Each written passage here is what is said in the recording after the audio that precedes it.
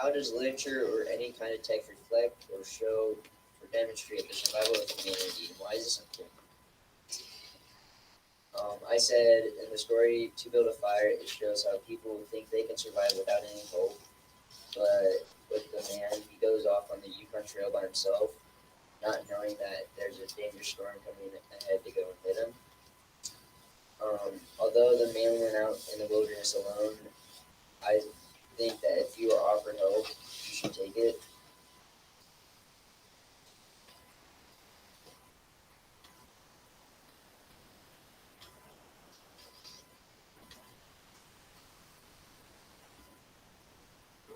I guess if you give it a most dangerous game, you see that he learns lots and what that really talks about also from that. What do you think? Mostly. Please say close. What about you? I don't know.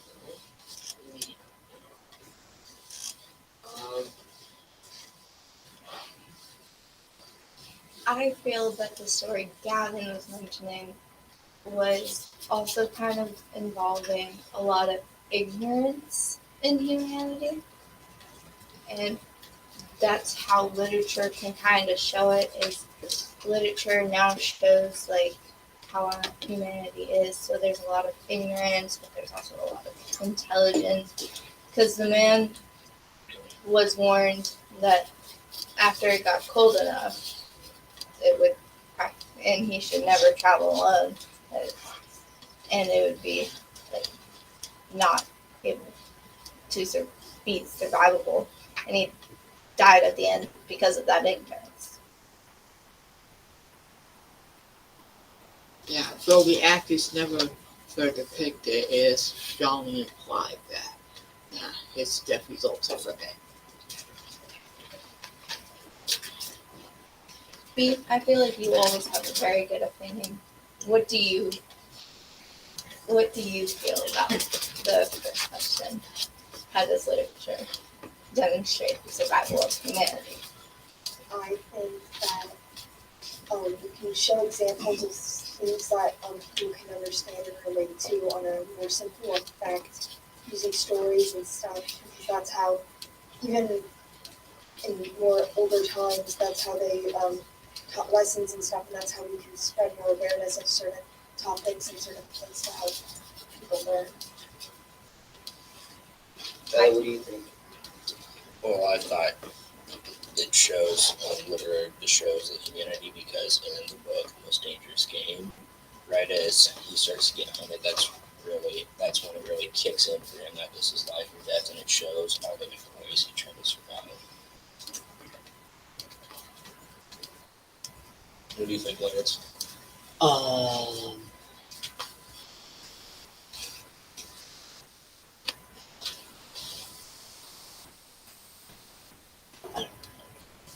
I think literature shows survival of humanity because, like, if like the literature didn't tell us what happened to the people who were like life, like where you could die situations, like we wouldn't know how to get out of them if we got in that same situation. Anything? Yeah, Melissa. How does literature or any kind of text evaluate and celebrate the survival of humanity?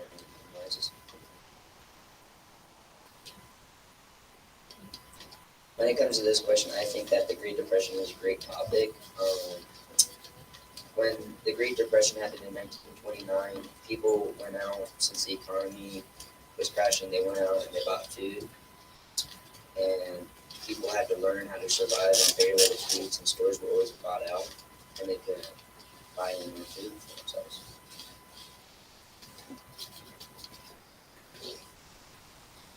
I don't know a lot about the Great Depression, but I feel like the Great Depression would have shown a lot of humanity due to like neighbors having to help out other neighbors, because, like, as you said, they were lacking food and other things that we need to survive.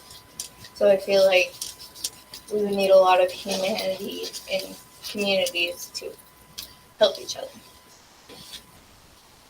I also agree with Haley because not only did the Great Depression affect us this way, but COVID-19 also did. People were roaming around in the stores trying to find essentials of food, water to help them survive during this pandemic. I agree with Gavin because we were in hard times and hardships. That brings out the good in people, and we all come together and work together. What do you think, Rusty? I'd agree with Tyler because, like, when 9/11 happened, everybody was like united, all together, and they all put their differences to the side. Yeah. This was no freak accident. It was a terrorist attack, as we know it. As Gavin said, with COVID-19, it has also brought out a lot of humanity in this because of, like, when we would have to go into the 14-day long quarantines, we couldn't go out and get food. So I know from personal experience that I had a very loving family member, my sister, who would go out and buy us food and leave it at our doorstep. Piggybacking off of Haley with that, I was in quarantine for nearly 2 years because I was at home doing school at home. We had to adapt to that, and we would get food delivered to our car, and my parents would wear their masks every time we left the house.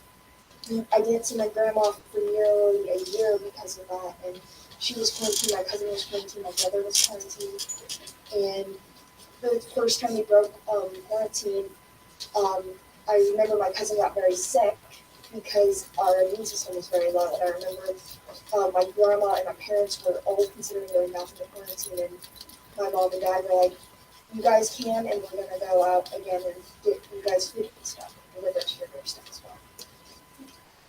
And kind of to add to Dee's point, COVID-19 is one of those things that is a huge survival thing.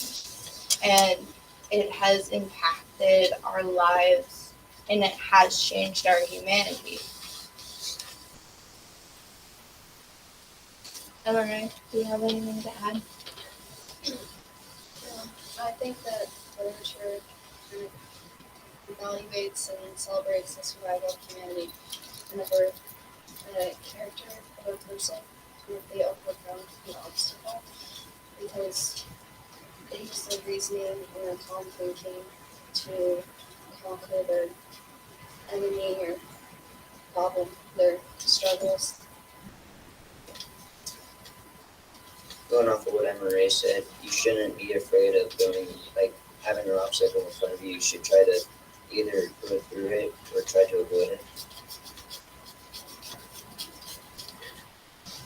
Yeah, the people who overcome these fears, the dangers, the horrors of these real life events. Yeah, it can be a nightmare that has turned dead serious and has gone from hell to all the way back. I kind of disagree with Gavin about how you should either get over it or avoid an obstacle. I think you should just try to get over it, because the longer you avoid it, the more you're going to have to deal with it. It could just get worse. I disagree with Blaze because it's not that hard if it's just like a tiny obstacle. Like tying your shoes, you just buy shoes. You don't tie. I mean, that's just an example. So get around it.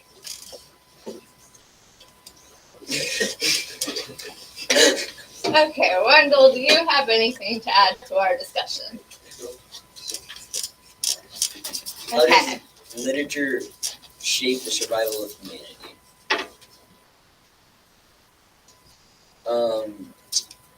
And the Finland boys, they shaped survival for humanity. 12 boys and a coach went to a cave to perform a ritual before one of their games, and they got stuck in a cave due to a flood. The boys were stuck for 10 days before getting help. I think that the boys should have checked the radar before going into that cave personally, because it's probably not the smartest just to walk into a cave not knowing what's going to happen in the future. There's many reasons. And you should always have a positive attitude that you will survive. I agree with Gavin because, as you all know, flooding is very often the case of what has resulted from very heavy rainfall over a short period of time.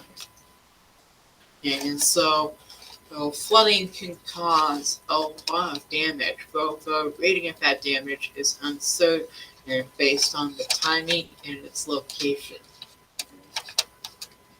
I'm kind of adding, but also going against Gavin here.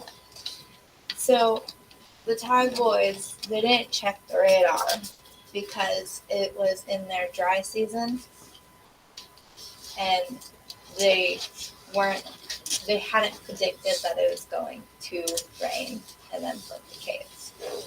But the Tide Boys, the way literature can shape survival of humanity is because the Thai boys showed that as long as you have hope and have each other, you can pretty much get through it. Yeah, as explained in the video given to us by the news division of the British Broadcasting Corporation, or the BBC for short.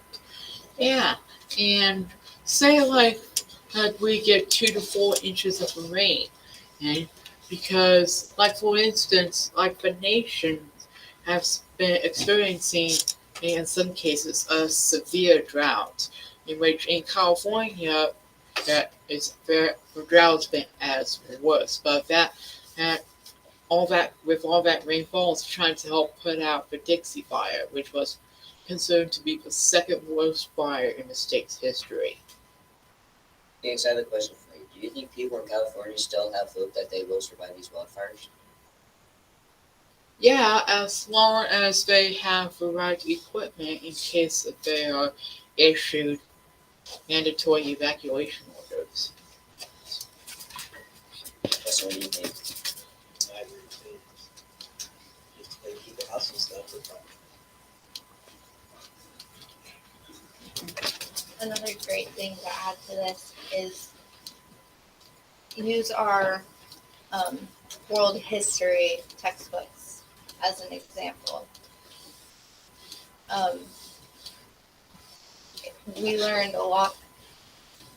We learned a lot about the Holocaust last year. During World War II, Yep. in which millions of Jews were killed by this Nazi party led by German and Chancellor Adolf Hitler, which his bloody reign of terror came to an end by the time the war had commenced, so after he and his wife committed suicide, knowing that Germany had lost the war to its allies. And So some Yeah. survived and some didn't. yeah, and these Nazis were also forced into hard labor. They were stripped naked. Lots of people were, ranging from men to women, children, even pregnant women as well. How does our literature from that experience help shape the rest of humanity? Because the Nazis didn't have very much humanity because they were they were stripping the humanity away from a different religion because they thought they were right and they thought they couldn't do anything wrong and that they were in the right. Based on their color, their race, and their gender. Thank you, Dana. So our literature shapes the survival of humanity. That was kind of scary. All right, very good. Good deep conversation here. Outside circle, what did they do well in the inside circle? Shane? They always tried to bring someone into the conversation. Mm-hmm. Very good. What else was good and solid in this conversation? Reference to a lot of like our stories that we've learned. Yeah, we had the Thai Cave Boys, the most dangerous game. Did we have to build? It made Yeah. stories Yeah. of survival in Yep. Nepal, ABC News, which is how that young boy has survived in Oh, yeah. earthquake by eating lots of gallons of butter that Yeah. he found under Crazy. the collapsed building. Ben? They brought up different topics like 9/11 and the Great Depression. Right. So outside topics, because especially like we had mentioned before, survival isn't just in this classroom and what we read. We connect what we do in the classroom to everything going on outside of the classroom, and we survive in so many ways outside of this classroom. Yeah, we even had stories in regards to a cancer survivor, Yep. a best friend being killed in a car accident. Yep. So those are all types of things that of evidence that you can use for our next conversation. Outside circle. What will you want to keep in mind when you come inside? Could you hear them all well? Yeah. Yeah, volume was good. Don't say I don't know to a question. Try and say something. Yeah, at least reading what you have written, or giving your thoughts, even if it's minimally. Yeah, Have everyone speak more than you also. yeah. So no one dominating, no one withdrawing. All right, very good. Very quickly and quietly change places.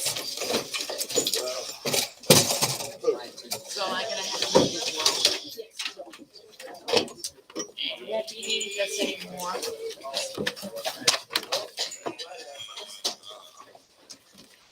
Okay, and outside circle, make sure you know what you're tracking.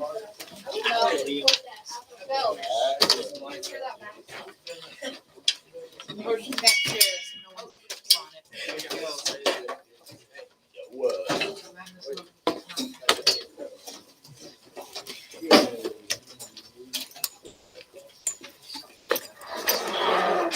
So what did I say?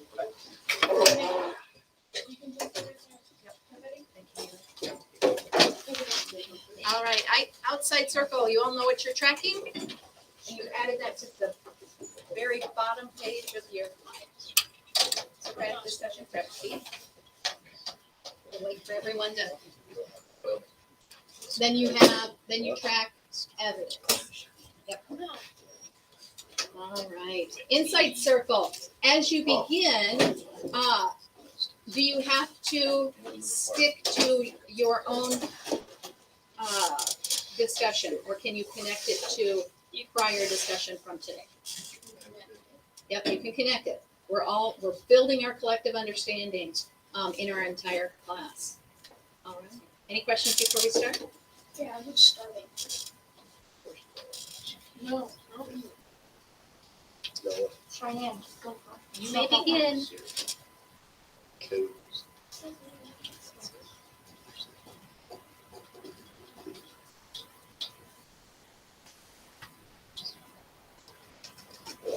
Okay. How does literature reflect or show the survival of humanity, and why is it important?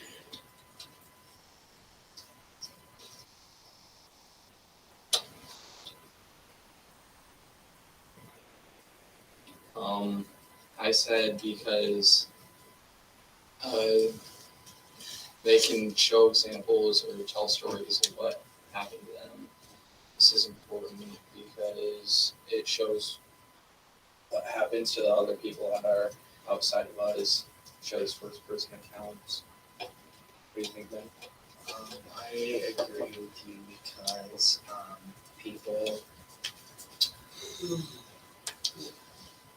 people need to know what, like when it comes to survival, people need to understand what to do because to build a fire, the man was marching in a negative 50-degree weather day, and in order to survive, he kept rubbing his hands and patting them against his sides, and then he tried building a fire. And people should understand that's what you should do when it comes to a cold day. I agree with Ben that people should know what to do because these things happen randomly and people don't know what to do. Yeah, I agree with Noah that someone else should have been with the man because he didn't know what was going to happen. So he needed someone to be there so that way if something happened, he could have help. And he also didn't know where he was going, really. So, not knowing where to go and you're trying to survive at the same time, it's not really a good thing to do back then. I agree with Ben, and you should share the stories so that other people know what to do if they're in the situations. Belle, what do you think? I agree with you because people should know what they should do in a situation like that.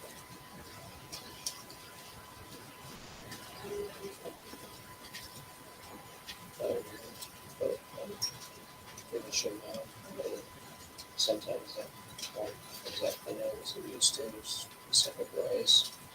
They won't necessarily know everything. No. I agree that they need to know because, as I said earlier, they happen randomly, so it's best to be prepared in case it does happen. Going off Noah, for example, Anne Frank, in the Diary of Anne Frank, they didn't know that they were supposed to go into hiding, and so it happened randomly. So they went into hiding, and they were forced to survive on their own, get food from someone they trusted because they couldn't leave. I agree with Ben because I think people should know, and then if they never don't know what to do to get out of that kind of situation.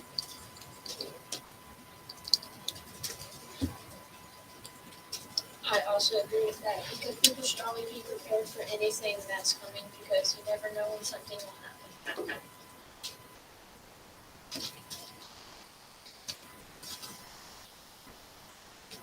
How does literary or any kind of text evaluate and celebrate the survival of humanity, and why is it this important?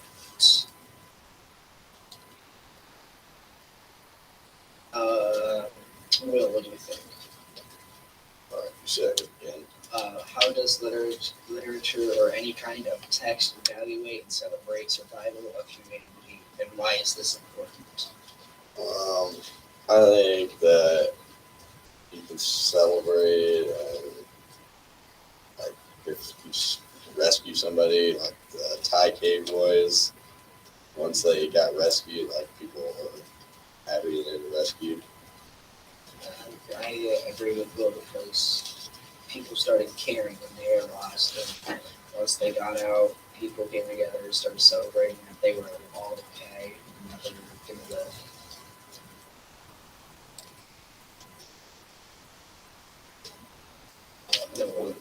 I agree because people remember this tragedy and celebrate that nobody died during it. Tatum, what do you think?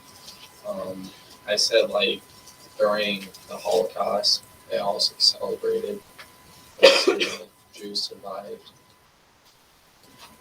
I agree with Tatum, but like the other group said of COVID, after everybody was out of it, everybody was kind of happy to be over with the pandemic. I see what you think.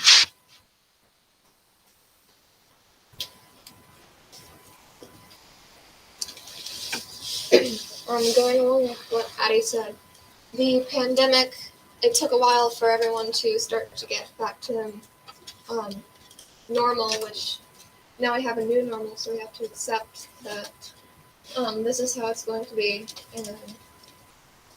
and that we just have to adapt like our ancestors did when we had to survive to living in the world. I agree with Addison that we're going to have to adapt to our new normals that way we can learn how to survive with it. I know that it's never we're never going to go back to how things used to be before COVID. It's going to all stay as it is now. People keep getting it, people will keep getting sick, they'll have to quarantine, and then this is the new normal. They said it's not going to go back to the way it was. I kind of agree with that and kind of disagree because we could, like the COVID shots, we could find a way to help prevent people from getting more of it so then they won't have to go in the house.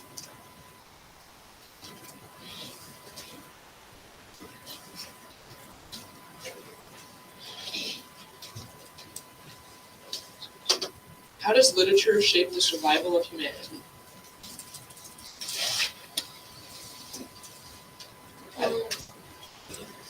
I put that literature shapes the survival of the world because it helps us remember stories of the past and educates us on what to do for in those situations. I agree with Noah because literature, it can be like someone like things that have been like from the past, like it can be written down, and then it's here for us to remember in future generations. And if it was something bad, then we know not to repeat it. I agree with Sean.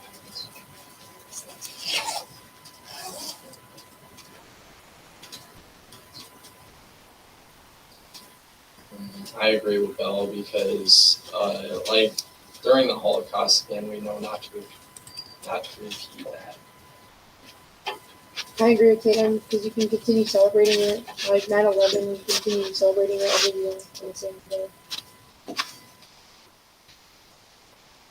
Yeah, I agree with Addie because we still celebrate it, but we took measures to prevent it from happening again.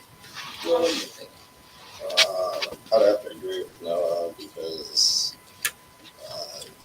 we keep doing the same thing over again, like celebrating 9/11 and Memorial Day itself. yeah, to kind of add on to what Noah and Will were saying. We still celebrate it, and we know that it was bad because there were some people that wrote about their first-hand experiences with it, like Anne Frank. And then from that, we got to learn their emotions from their view. And so it was easier to understand how they were. I agree with those three said because people write about what they've lost in their lives, like family, friends, but I think people have eventually moved on. At first, they didn't like it, but eventually they adapted to it and they started celebrating that everyone else is okay. Cody, what do you think? So, and then, also going back to like that podcast with Anne Frank, like the survivors would have also had like survivor days such, not just celebrating that they survived, they also have survivors guilt. I agree with Cody because with the guilt, they would be asking themselves, why did I survive? Why couldn't I be the one who died? This person be the one to survive.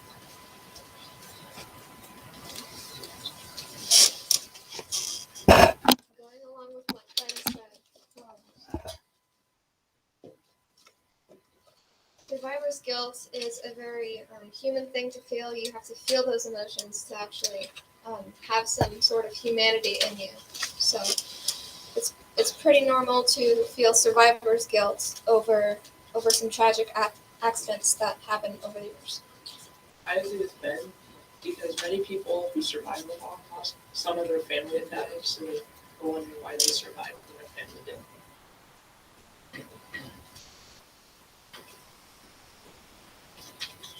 What did you learn from this unit on survival that you can apply in your own life in the future?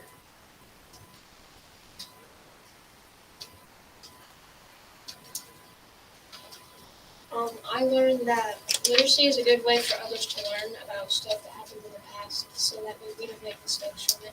So we can keep doing this and keep reading about what happened so that way we don't repeat it again.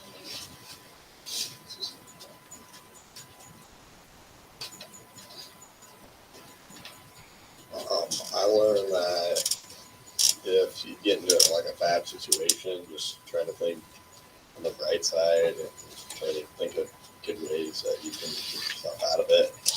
I agree with you because if you keep a positive mindset that you're gonna be okay, you're gonna fight for your survival. So you're gonna fight to live, and you're gonna think positive about the situation. Like, I'm gonna get out of this alive. I'm gonna be okay.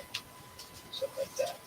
I agree with Will because in the Thai cave voice, the psychology of surviving underground, the author states that having a positive outlook is good because if you don't, it'll prevent you from taking measures that prevent your death.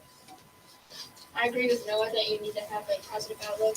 Otherwise, you're just going to get negative about yourself, and that negative will overpower you, and then you will think that you won't be able to do it. And I agree with Shane because with that negative outlook, you'll probably become more stressed out. You don't want to be stressed out when it comes to a survival situation.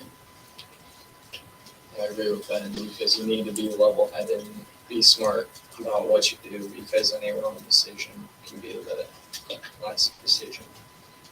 So, what's your opinion? I agree with Will because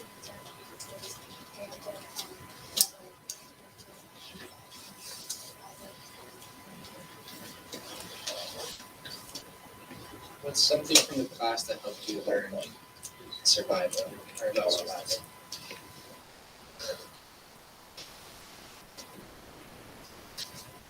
No, what do you think?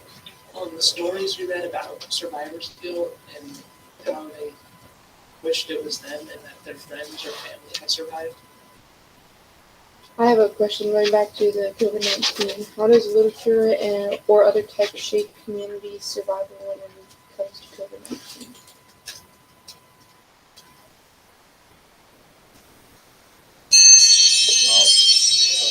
We left some more cliffhanger. Keep going. You can restate that. That actually wasn't our bill.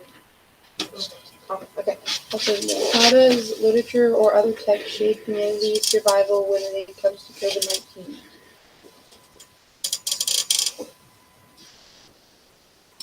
Literature shapes our survival into COVID-19 because it informs us about how many cases there are, that informs about the vaccine and other stuff like that. I agree with Noah, and it shows like how deadly it was, and then we shows how like we celebrated afterwards after we got through the tough times together. I agree with those two because it told us how many people were getting it daily, how many people were killed during COVID, and it also showed how many people got vaccinated and how people are surviving after getting COVID. Well, what do you think? I'd have to agree with Ben because like it shows everything we need to know, and like when we put it in history that's happened, to be able to know what we can do in the future to prevent it from happening. Yeah.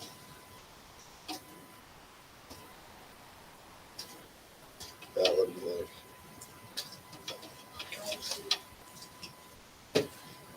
Why?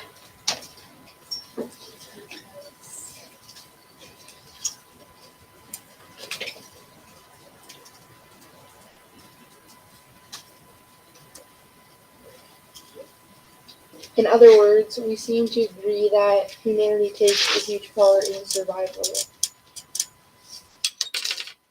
That